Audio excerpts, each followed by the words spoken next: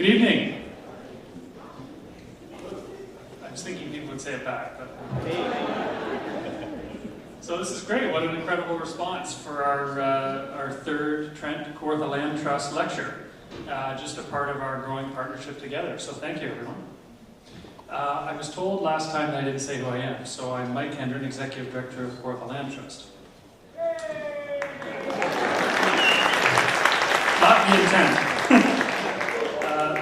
So a little bit about Trent and Kawartha Land Trust. The relationship between the two organizations has evolved rapidly and due to the hard work of a great number of people, too many to mention tonight.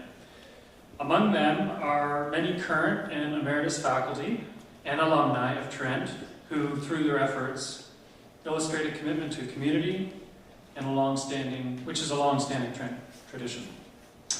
Tonight's lecture and our partnership should remind us of how fortunate we are of the ecological integrity of Peterborough and the Kawarthas and all that affords. Change, however, as a result of many different and mostly external factors, is coming to our region. The actions we take now in the few short years ahead will define our future. Trent and Kawartha Land Trust and the many other partnership groups here tonight have a big role to play in that change. Together, we can protect the land we love.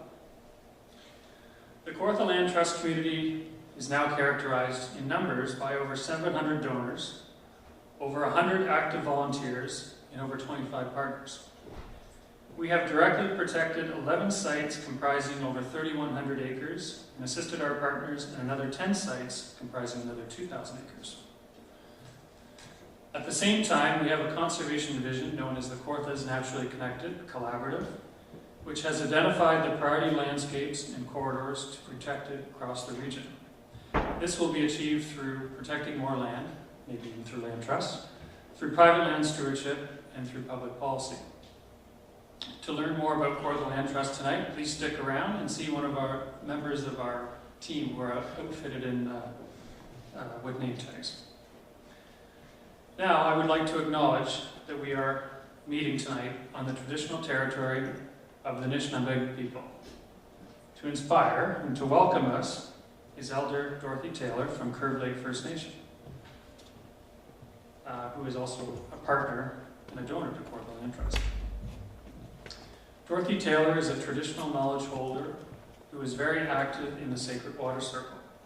She is a founding member of the Kiminamage Wapcom Committee of Petroglyphs Provincial Park that oversees the partnership between Curve Lake and Parks Canada. She is a talented hand drummer and a singer and works diligently to learn and teach the Anishinaabe language. Ladies and gentlemen, please join me in welcoming Dorothy this evening.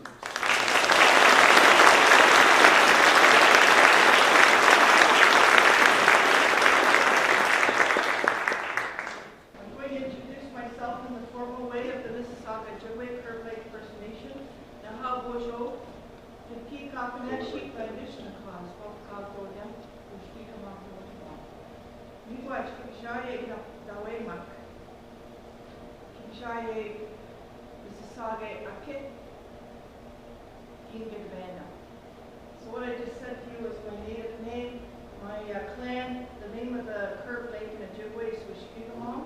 I said, welcome to the Mississauga territory, and I said, I belong to you. So the work that we do for the land and for the water is we give of ourselves to you so you can help the land. That's what that means. So what I was just going to share with you tonight is a little bit about the teachings of the water of this land. Among the Ojibwe people in particular, we hold water in highest regard and respect. We consider it a living spirit and entity, and that the lakes, the rivers, the streams, and the water even that falls from the sky has a spirit and is sacred, meaning that this water is the creation of all that we've known. It's life to all life is that water. So, we've come here today and gathered to learn about water, about the Great Lakes, which is the highest concentration of fresh water in all of the world. This is how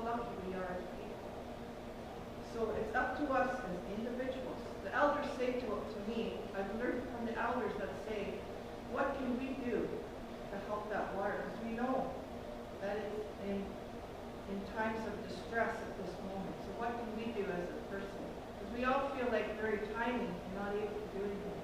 However, the elders tell us that this is how we help the land. This is how we help the water. What we do is work on ourselves first. Each and every one of us has to give thanks to that water. Miigwech, in our language of the Ojibwe people, is gratitude for that water. If each and every day we give thanks for that water, that is the most powerful thing that we can do.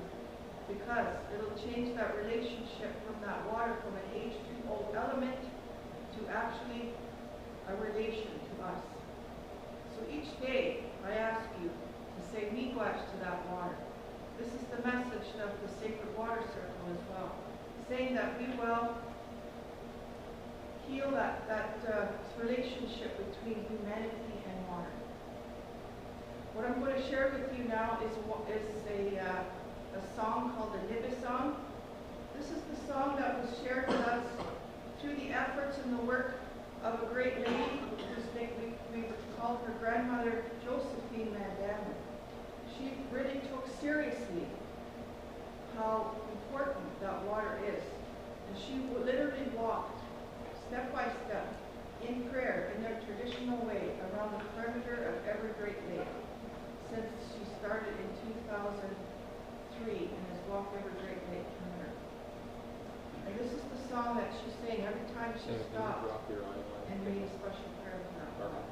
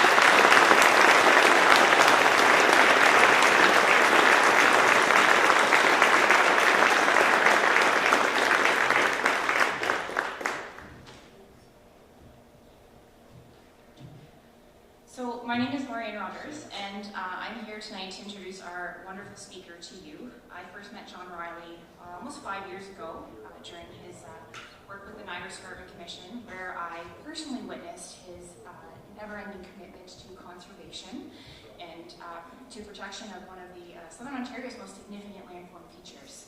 But that's only a small portion of John's resume, which is why I brought a long printout here of all his list of accomplishments so everyone can fully appreciate everything that John's been able to do. So John Riley is the Nature Conservancy of Canada's Science Advisor Emeritus. He has had careers as a botanist, geologist, ecologist, and conservation professional with the Royal Ontario Museum, the Ontario Geological Survey, and the Ministry of Natural Resources and Forestry, Ontario Nature, and since 1998 with the Nature Conservancy of Canada. He is the co-founder of the Partnership for Public Lands, which led the campaign that added 6 million acres of protected areas across Ontario. John is also the co-founder of the Oak Ridges Moraine Foundation and the Greenbelt Foundation, and has written books on the peatlands of Ontario and the Hudson Bay lowland, the ecology of the Niagara Escarpment and Georgian Bay World Biosphere Reserve, and the Rouge Valley, as well as thematic studies of Ontario alvars and woodlands. As the Nature Conservancy of Canada's Chief Science Officer and National Director, Conservation Strategies after 1998, John guided the organization in the creation of a systematic, evidence-based approach to conservation at scale, completing conservation blueprints from coast to coast, focusing on NCC securement and stewardship on the areas of most need of conservation to protect Canada's natural diversity. He led the work to secure the funds to complete this mission and co-authored 3 conservation blueprints for the Great Lakes and Prairie and Parkland ecoregions and for Labrador. John was also instrumental in the project to return plains bison to Old Man on His Back Conservation Area in Saskatchewan in 2003, and the development of conservation data centers across the country. McGill Queen's University Press published his latest book, The Once and Future Great Lakes Country, An Ecological History, which has been favorably reviewed by notables like Margaret Atwood and Alice Munro. The book won the Ontario Historical Society Fred Landon Award for Best History in the last 3 years. John currently lives in a farm in Mono, Ontario. So please join me in welcoming John Riley.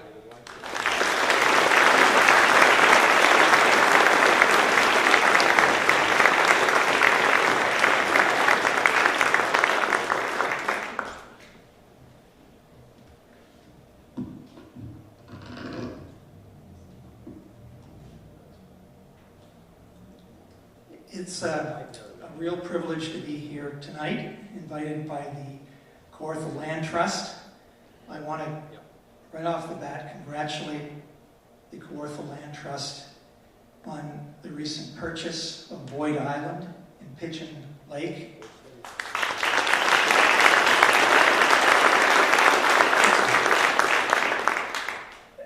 Boyd Island has been a target for conservation for well over 1 generation. It's gone on and on and on, and finally the Land Trust supporters have made it happen. It's an island that's an icon of the lands between.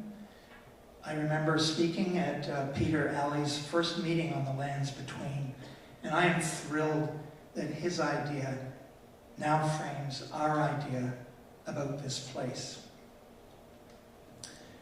I've spent years, one way or another, documenting the place I live and its special species and spaces. I should add, I've also searched for years bookstore shelves labeled natural history, trying to find anything to do with the history part of natural history. Where history meets natural history is in the realm of what's called longitudinal research. Change over time, a most difficult kind of research, because the lure of research is always to start anew, to invent new methods, and to discount earlier work because it doesn't meet the new standards. And today, history is also being abbreviated. My own botanical collections in museums are now defined as historic. This is a new definition of historic for sure. Anything over 20 years old. So by this standard, you and I are historic and thus easily discounted. However, research in the natural sciences is, at its best, a chrono-series of observation data. Extracting data from the historic record has become an interest of mine, and such data become robust when they are repeated by multiple observers. Perhaps this is the scientist's approach to history.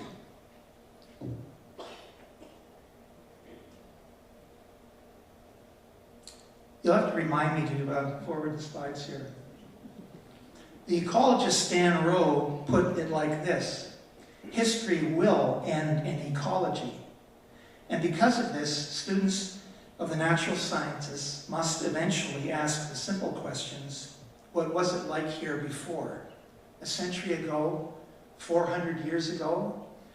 What did we do to this place? And what will it look like a century from now? This is what I tackle in my book. The book is a plea for ecological literacy and a story I'm not yet convinced has a happy ending. It's an attempt to distill a stronger sense, a more potent proof, if you like, of home place in this Great Lakes country of ours. Forensics tells us to follow the money, but the book follows the land instead. In the New World, money and land were the same thing. Our land registry offices long predate our national mints. Land in its clearing of wetlands and woodlands and wildlife and grasslands takes up most of the book, but the longest chapter is called Restoration, and it describes the positive trajectory we are now on, both by deliberate choice and as the byproduct of our affluence. So this is the bare bones of Great Lakes country, the largest temperate freshwater system on Earth, almost 20% of the globe's surface freshwater, in a rich limestone-based lowland on the southern flank of an ancient acid hard rock shield. From this perspective, all of Great Lakes country is the land between, blocked by highlands to the east, north, and south, but fundamentally open to the west and more a continental thoroughfare because of its waterways and open countryside than any singular destination. Molded by repeated glaciations and then almost totally reworked and resorted again by vast lakes that overflowed and flushed away, highs and lows alternating multiple times over the past 14,000 years. The Trent was one of those great drains that flushed the upper Great Lakes into the St. Lawrence.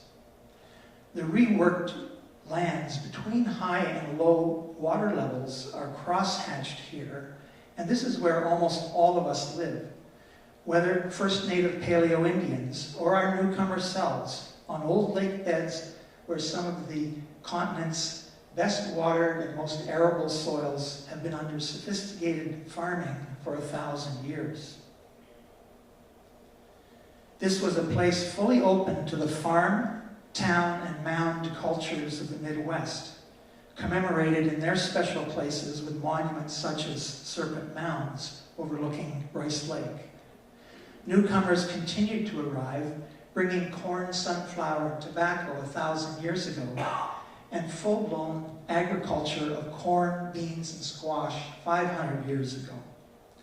Stored crops of these three sisters made wintering easier northward, and as a result, the population of southern Ontario tripled in the 200 years before Champlain arrived here 400 years ago. It was understandably a prize for Iroquoian farm nations.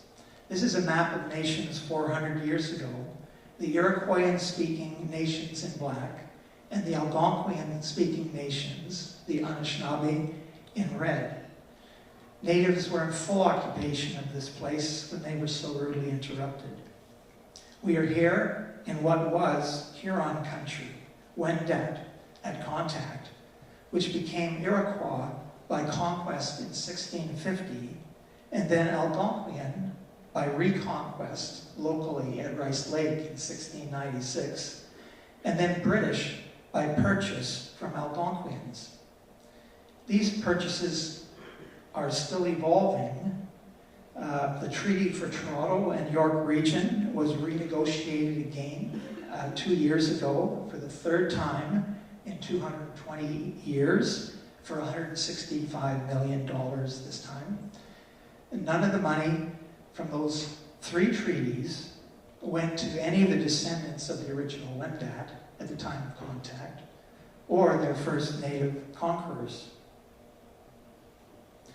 In the decades prior to contact, the Huron retrenched into their northwest, into palisaded towns in what we know as Huronia. The Huron and their contemporaries were, and of this I make the case as clearly as I can, sophisticated, artisanal, mercantile, and egalitarian in their societies. They bred and propagated dozens of varieties of hardy, cold-tolerant corn, squash, and beans, which they grew together in polycultures, the opposite of our monocultures. The plants and animals they did not know and use were the exception. The Iroquoian nations and the Algonquian nations to their east and west managed their fields after clearing them with stone axes, with wooden and bone hoes, with coppicing, and with ground fire, and thus promoted wildlife, extended growing seasons, improved visibility, and reduced biting insects. Fire was the key tool of native peoples, who had it in their hands and their hearth every day, and who used it to farm, hunt, and harvest. Now, the native land care was limited by its tools, but within those limits, it was a model of mutualism by which target wildlife, such as elk and deer, turkey and geese, and mast-bearing trees and fruiting shrubs, were promoted. In turn, wildlife was abundant enough to similarly promote open terrains through grazing and canopy browsing to benefit themselves and their native stewards. The target for both natives and wildlife was open terrain, whether grassland, oak savanna, pinery, or other. Now, I should note that some native cultural practices, torture, human sacrifice, are abhorrent to us now, but the accounts of it in the Jesuit relations leave me no doubt that they were exaggerated in order to enhance Jesuit fundraising in Parisian salons. I'm not suggesting this is a tactic for the Kawartha Land Trust. Now, such practices, they certainly occurred, there's no doubt, but we have to remember that in Europe, in the same period, more than 2 million women were executed as witches for their religious transgressions. This was a period of the 30-Year War in Europe and the Little Ice Age. It was a primitive world, not just a primitive New World. The technological advantages of European over New World nations were important, but not qualitatively so. The more advanced metallurgy conferred military advantage, as did the axe and the plow later, and the written word orchestrated the warfare and land treaties. But arguably, New World nations enjoyed a greater mastery of crop breeding, farming, wildlife and landscape management, and for its time, in social governance. The key difference was not technological, but immunological, involving susceptibilities to disease not understood then and barely understood now. Smallpox was brought to North America by way of Mexico almost a century before Europeans ever came to this part of the continent. Other diseases new and fatal in the New World, and which also arrived in the 1500s, were whooping cough, bubonic plague, mumps, measles, and influenza. Each spread in its own epidemic waves, some multiple times, and as many as 90% of natives perished from old world diseases within 130 years of contact. This was the first and worst of non-native invasive species. Still at contact, there were more than 100,000 natives in southern Ontario. At least 30,000 lived in Huronia, in more than 30 towns, the largest of them Kayagway, with more than 3,000 residents, depending largely on a fishing weir at the Narrows on Lake Couchiching, which was in full-time use for 6,000 years before contact. This is part of Champlain's Great Map of 1632. He visited Huronia 400 years ago, 1615, by the northern route. He wrote of the abundance of Georgian Bay fish, quote, principally in trout, which are of enormous size, as much as 4.5 feet long, and the smallest ones seen are 2.5 feet long. Also pike of like size, and sturgeon, a very large fish, and marvelously good to eat. Huronia was, Champlain wrote, very fine, mostly cleared, which makes it an agreeable district. The Huronia he personally visited on foot was, quote, 20 to 30 lieues, that's 60 to 90 miles, well-cleared land where they plant much corn and squash and sunflowers. Champlain was the veteran of 3 voyages down the coast of New England before coming here, and he knew all about native farming nations, their towns, quote, surrounded by palisades and cultivated fields. He wrote of the Belle Prairie there, where, quote, one would think the oaks had been planted. It was such open terrain on the East Coast, natives asked whether Champlain had come for wood, so valuable was it near their towns. This is one of his aerial views of a New England coastal town.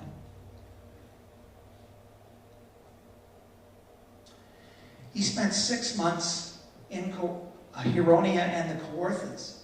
Canoeing down the Trent 400 years ago, he passed Boyd Island on the way.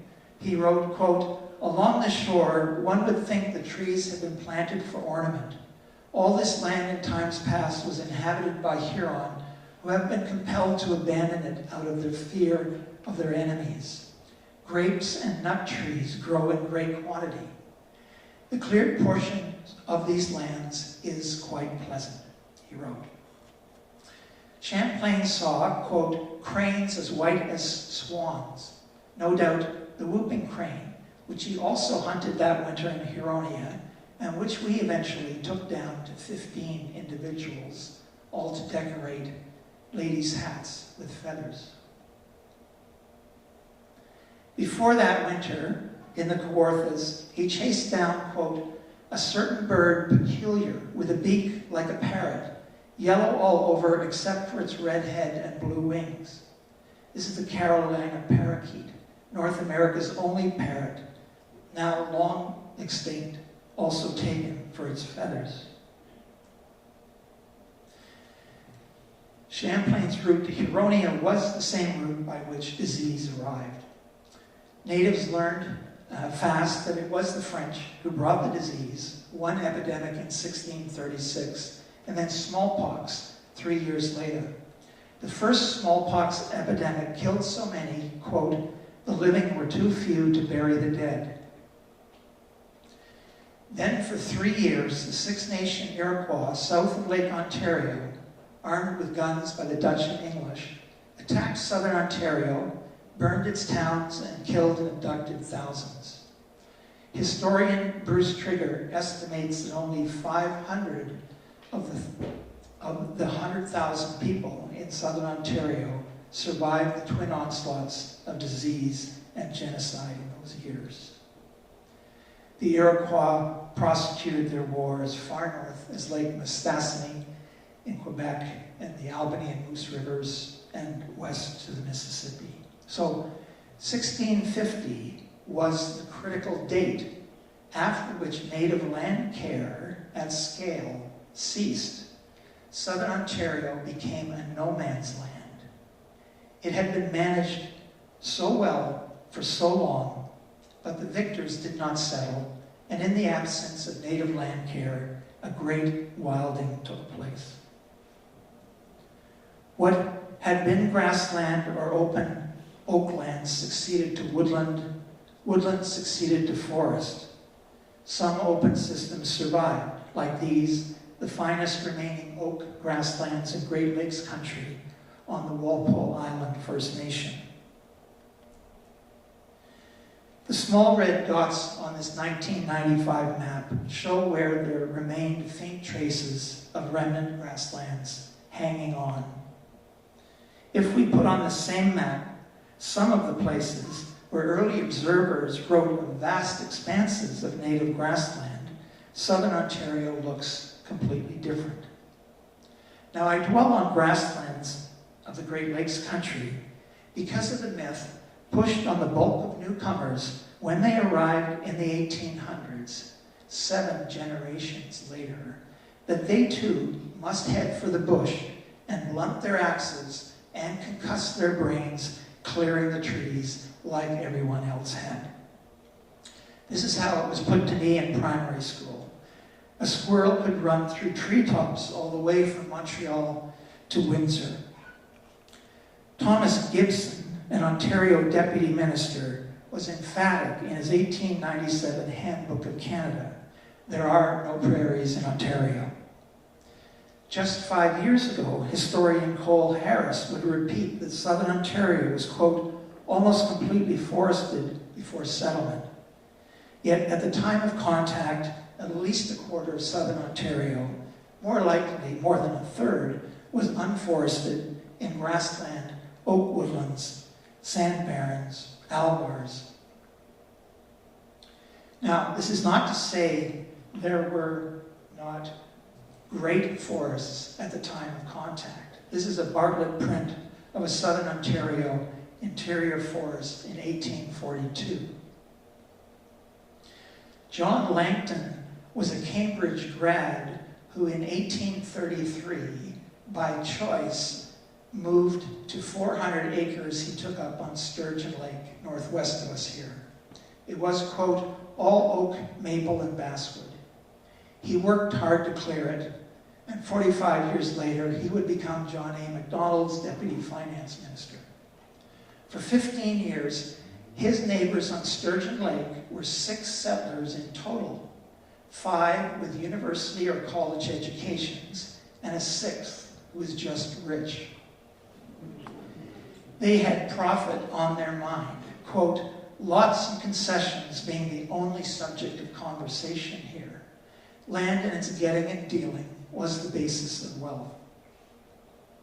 However, to add to that, Langton took up the square timber trade, rafting logs down the Otonabee into the Quebec export market.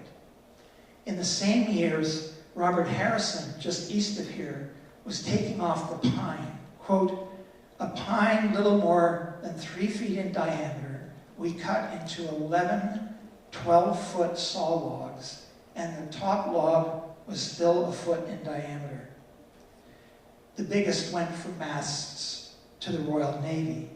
Now, moving a single mast pine took, quote, a mast gang of every available hand, and 22 span, that's 42 spirited, active, powerful horses. Dangerous work up and down hills, quote, supercharged with a spirit of daring amounting to fascination. The Trent waterway was a wild west. Langton writes about Mr. Miller, quote, a Yankee who built the largest mill dam in the world at the time in Lindsay. His dam impounded the Scugog River to become Lake Scugog. Quote, it raised the water 7 feet and 37 miles back. It destroyed 7 mill sites and overflowed 11,000 acres. Now, Purdy's land grant indemnified him from any claims by upstream landowners. So, as you might expect, in 1838, those aggrieved parties upstream hacked his dam apart and flooded out all the farms and mills downstream. Still, Langton called the Peterborough neighborhood, quote, the most polished and aristocratic in Canada. Notable residents included the Strickland family, Sam Strickland and his sisters, Catherine Partrail and Susanna Moody. Their literary output on life in Upper Canada was published in London to eager markets. Sam Strickland came first in 1825, taking up 200 acres east of us here. He was soon clearing and burning, quote, in the middle of July, the whole country at night appears lit up by these fires. After 6 years, he took up land at Lakefield.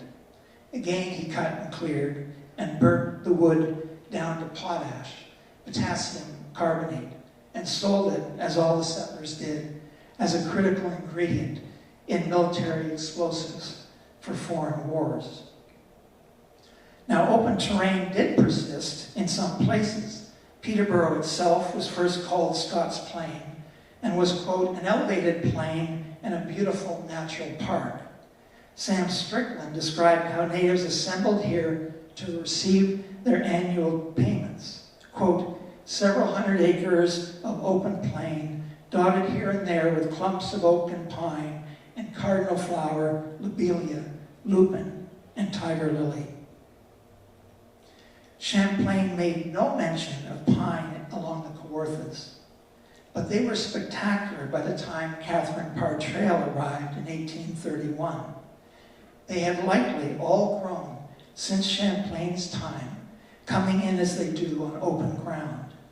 Trail called them the finest trees, and in her second winter, they contracted to supply a mill with their pine, quote, all 3 to 4 feet in diameter.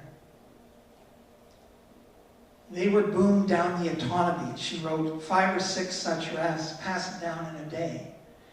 In fact, on July 17th, 1864, 280 rafts passed through Peterborough, worked by 1,150 men. This is a painting of a raft of rafts on the St. Lawrence, painted by Francis Hopkins about 1860. Catherine Parr Trail was an original, a published botanist, novelist, and short story writer. She was widowed and raised 7 kids, writing to put food on the table. She was an ecologist 50 years before the word was even invented. She first rode north over the Rice Lake Plain south of us here in 1832. Quote, we now ascended the plains, a fine elevation of land for many miles scantily clothed with oak and covered by large tracts of deer grass.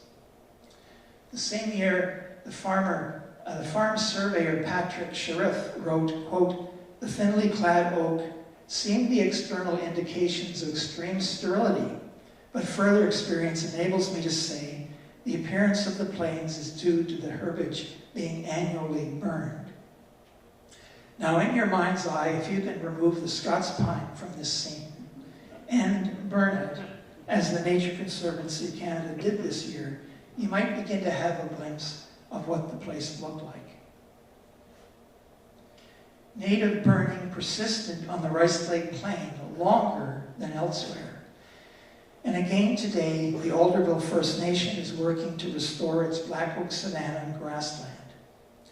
Trail wrote later about how things had changed on the plain. It was regarded as utterly unfit for cultivation, but now the plains are settled in every direction. Such open land ready for the plow was like, quote, a drug on the land market. Her book, Studies in Plant Life, makes nostalgic mention of the plain and its azure lupins. In 1990, the lupin was down to a single clump or 2, but today it is back in the Alderville Savanna and other sites. The Rice Lake Plains was the northeasternmost of North American prairies, the product of native land care then, and again, the product of a similar kind of care.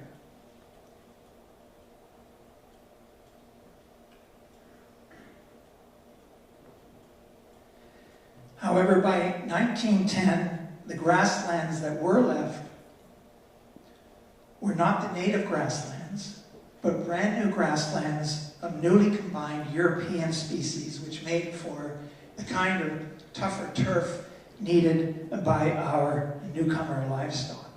And to this end, between 1870 and 1893, the U.S. Department of Agriculture distributed more than 400 non-native grass species to improve our pastures. Canadian agencies did their best to keep up. So by now we have pushed new non-native grasslands into almost every corner of southern Ontario. Even here, near my home in Mono, high on the formerly deeply forested heights of the Ontario Island. Photographed here about 1910, when dry and denuded, the winds began to blow up sand dunes across the land. So where do these past trajectories suggest we're headed? First, I think we should consider the twin perils of invasiveness and extinction. There are things that once done that can never be undone. A new soybean arrived from China in 2000 and exploded across North America. Its individuals breeding within a week or so of birth. The reproductive math works for aphids. The day they moved north across Lake Ontario, August 4th, 2001, there was a Jays game at the Toronto Sky Dome. The sky was so dense with aphids that they closed the dome in the third inning. Within weeks, the ladybugs in close pursuit exploded north on their trail. The U.S. Department of Agriculture has introduced more than 180 species of non-native ladybugs in the last century. 2 in particular have settled in, the 7-spotted and the multicolored. They are non-native predators introduced to control non-native pests on non-native crops. They infest my house, probably yours. They stink, they bite. Now, a single one harvested in a bin of grapes will spoil that much wine. So this is serious. You may well never again see a native ladybug. All the regional warfare and violence up to 1815 killed only a fraction of those killed by old world pathogens.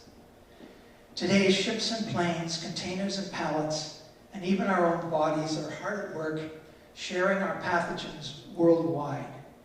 There is a pathology to invasiveness, and many of the traits of our species and of our technologies share that pathology.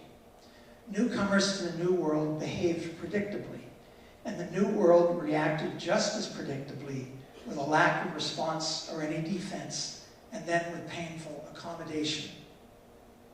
We are so slow to see our species in this same light. The key traits of invasiveness are novelty, aggressiveness, and the ability to take advantage of disturbance. Today and almost every day, new technologies and ideas appear in the marketplace, and their promoters vie with each other to confer on them all the traits of invasiveness and thus profit proportionately. Western cultures excel at this and have infected native cultures globally. Cultures that were once unique and inspiring are now interchangeable and predictable. Invasiveness is us. Tim Flannery famously calls us the future eaters. As the result of this, to focus us on our unquenchable appetites as a species. And in the Great Lakes country, I am much more concerned with this and what this has done and will do to our native biological and cultural diversity than with climate change. A superabundant resource becomes an irresistible attractant. We've just passed 100 years since the death of poor Martha at the Cincinnati Zoo, the end of the passenger pigeon. In the early 1860s, a single flight of pigeons near Lake Ontario was counted at 3.7 billion birds.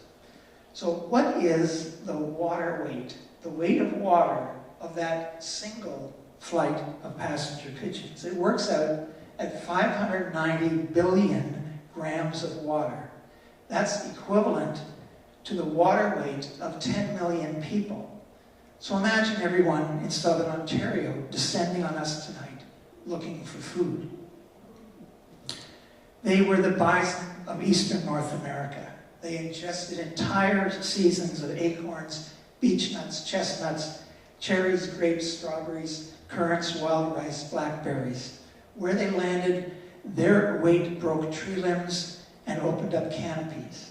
The ground under their roosts could be covered with as much as a foot of feces, which killed entire understories and reset the composition of replacement habitats. They swept the oaklands clear. John Muir wrote, thousands of acres perfectly clear of acorns in a few minutes. Tiger Dunlop was the most eloquent of Upper Canada real estate agents. He wrote about a flight of pigeons over Toronto in 1832. He worked for the novelist John Galt, and he was a friend of the poet Samuel Coleridge of Kubla Khan fame, so he knew how to make a pitch. This is what he wrote. Some 2 summers ago, a stream of pigeons took it into their heads to fly over York, and for 3 or 4 days the town resounded with one continuous roll of firing. Every gun, pistol, musket, blunderbuss, and firearm of whatever description was put in requisition. The constable and police magistrate were on the alert, and offenders without number were pulled up, among whom were the honorable members of the legislative councils, crown lawyers, respectable state citizens, and last of all, the sheriff of the county. Well, at last it was found that pigeons flying within easy shot were a temptation too strong for human virtue to withstand, and so the contest was given up, and a sporting jubilee proclaimed to all and sundry. Where there is abundance, we take it. In the absence of any abundance, we still worry about almost any uptick in nature. Do you hear this? When I hear this, too many Canada geese, too many turkey, I hear, too many coyote, and recently I heard too many sandhill crane. William Pope painted these passenger pigeons in Norfolk in the 1840s. He painted them on a beachland. Years ago, our bush had magnificent old beech, all of them more than 350 years old. They are now all dead, victims of beech bark blight. Gone the way of the elms and the butternut, all victims of invasive pathogens. By the time our ash are gone, we will have lost more than a dozen of our dominant trees, a quarter of the species in many woodlands. The pathogens are behaving like any other biota, exploiting new substrates, new resources, new worlds, until exhausted. Now, you likely know this list, but the vast majority of people don't even know there is a list. And so the number of nature's possible futures shrinks as individual species once dominant are forced off the stage. Meanwhile, newcomer species, like these pathogens, keep showing up stage right. Fundamentally, we are no longer working with a full deck, and we never will again. Nature can never be the same again. But we can still take our models from nature, and we can invent and prize new combinations of natives and newcomers, a new kind of recombinant ecology as we restore our way forward. Scientists concur that the prime cause of nature's decline worldwide has been habitat loss and fragmentation, followed by invasive species. Now, if you ask the same scientists to imagine the worst possible assault on a landscape, what would it be? First, remove any vestige of original native stewardship from the most productive lands. Then remove the dominant native fish and wildlife and the natives themselves. Survey and sever the land into an unnatural grid of small land parcels. Build a road to each parcel. Install an industrious family on each one, armed with ownership and a mission, and with the tools to clear, drain, farm, hunt, fish, and dam it. Spice what's left with thousands of non-natives. Then find cheap energy that can subsidize the growth of unprecedented city-states, and to guarantee the result, accomplish all of this in less than 2 centuries to avoid any deep affection for the land that might creep in over a longer period. This is what we accomplished in Great Lakes country, with an efficiency that should make Brazilians in their rainforests blush with admiration. We converted this place fast. How bad did it get south of the Shield? By 1910, 94% of upland forests had been put to the plow, and 70% of our wetlands drained, native grasslands almost gone. We had removed the passenger pigeon, turkey, Canada goose, trumpeter swan, whooping crane, sandhill crane, spruce grouse, prairie chicken, elk, moose, caribou, lynx, cougar, Atlantic salmon, eel, siscos, all in less than 2 centuries. How about on the Shield? In 1909, Canada set up the Commission of Conservation, which commissioned Canada's first ecological survey, led by James White, the botanist at the University of Toronto, and C.D. Howe, later Canada's Minister of Everything, responsible for Canada's economy during World War II. Their conclusion: the mismanagement is everywhere the same. The removal of either the best or of all timber leaves a slash which is invariably subject to fire. What had been, quote, a magnificent pinery, they studied 1 million acres, was down to 700 acres uncut. The clear cuts ushered in extreme droughts and floods. In 1912 alone, 175,000 acres burned, burning the soil right off the rock. Those were not the regenerating, rejuvenating fires of native land care. Worse, thousands of settlers had been seduced into land grants on the Shield. After cutting and burning, what was left was, quote, a man-made barren. Farms have been abandoned, and a considerable number that ought to be abandoned remained occupied by those who lack the means and energy to move, forming a poverty-stricken community. Their recommendation was to get these people off the land. And so the land was taken for back taxes, most of it about 17 cents per acre. The poor thus became poorer and homeless. Our overall achievement, a dumbed-down, see-through facsimile of an old world landscape. And add to this now invasives, climate warming, and weather uncertainty, most of the byproducts of our modern city-states, full of people, just like us, living permanently and electronically now, in fast forward, in debt, in denial, indoors. So that's the sad and alliterative tale of our dominion. But there's another way of looking at that. And that is that it is we who are the direct beneficiaries. Land and nature are what fueled in the 1800s and the 1900s some really remarkable social achievements. A land-owning middle class, public education, and an industrial revolution. Now, not all invented here, but have no doubt they were perfected in Great Lakes country. The result in that era was the world's most egalitarian, democratic, and merit-based society, all of it subsidized by the liquidation of nature's and native capital.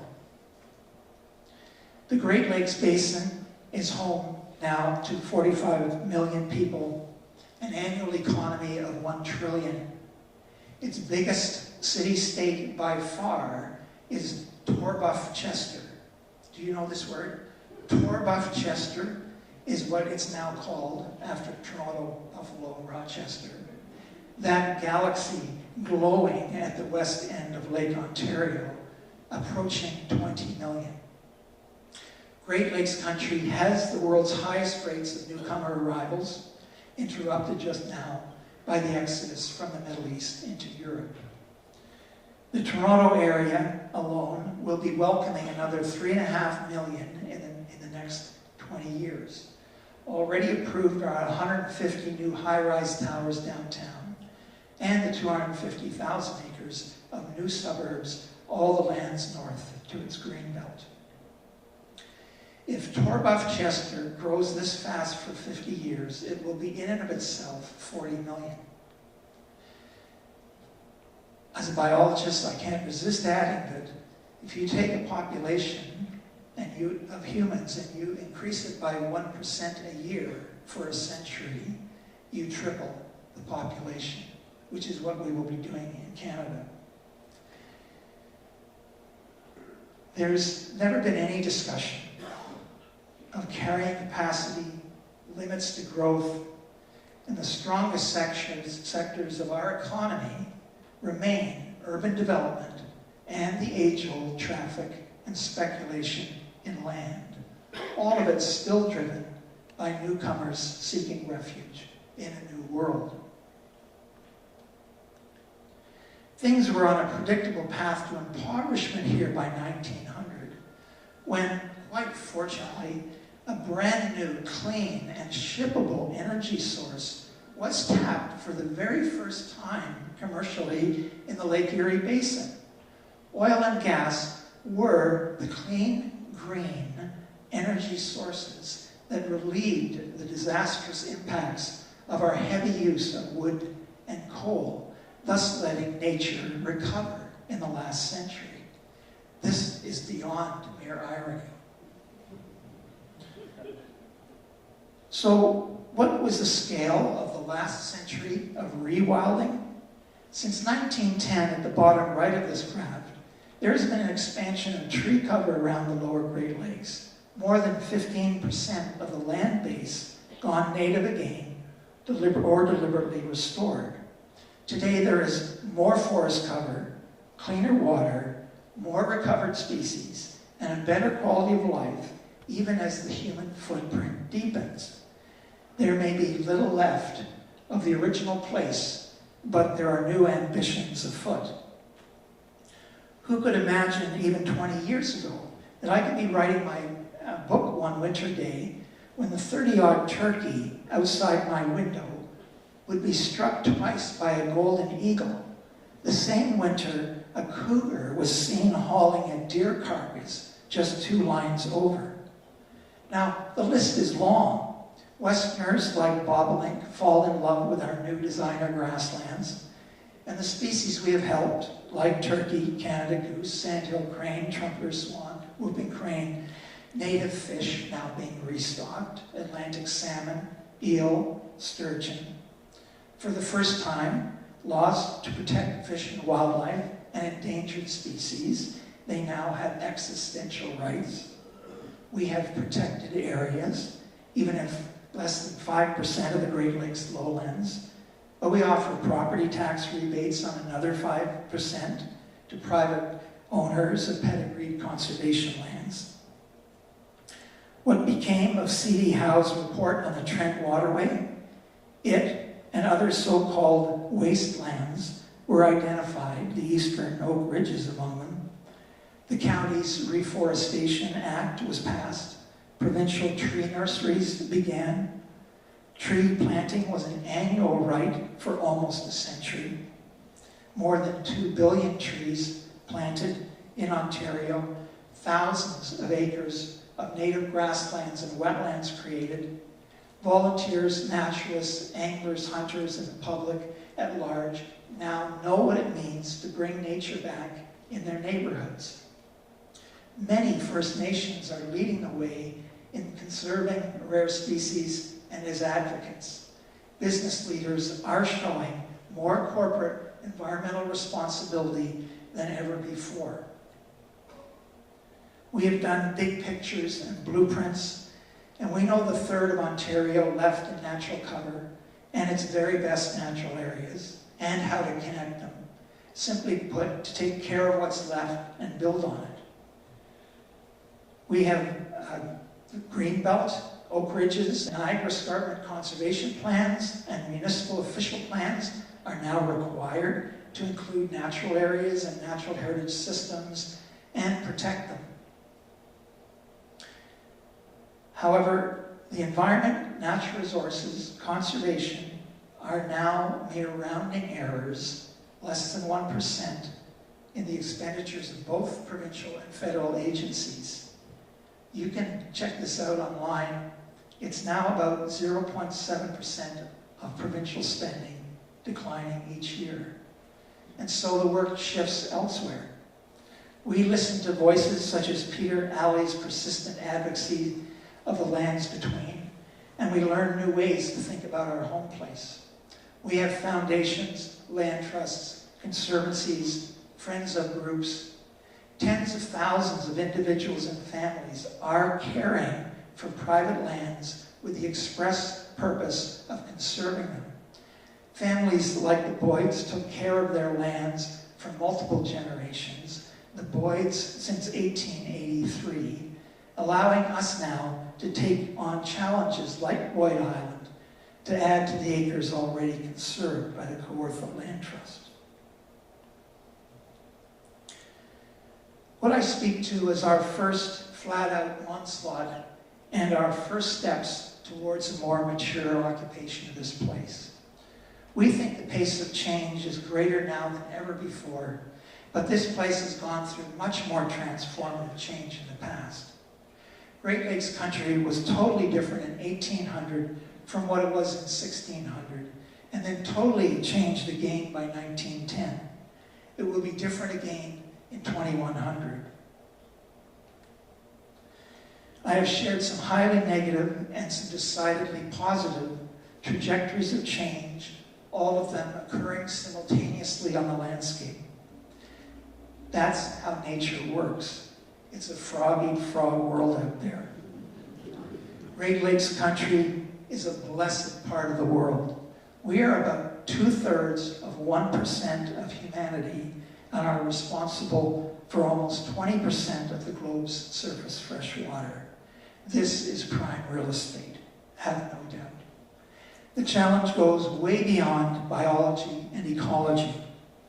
It has to be translated from our field notes and our stories and our day-to-day involvements into conversations with people about their home place.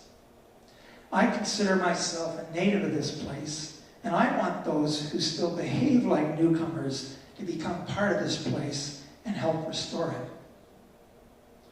We did much damage here, but we have proved we can restore much. For those of us living some blessed, safe distance from Torbuff Chester, may we keep our wits about us in the years to come and conserve and restore the special species and places in our changing world, which will be, in this, you must have no doubt, more and more special as time goes by. So, to paraphrase Gandhi's, be the change you want to see. Restore the world you want it to be. Thank you, and be brave, miigwech.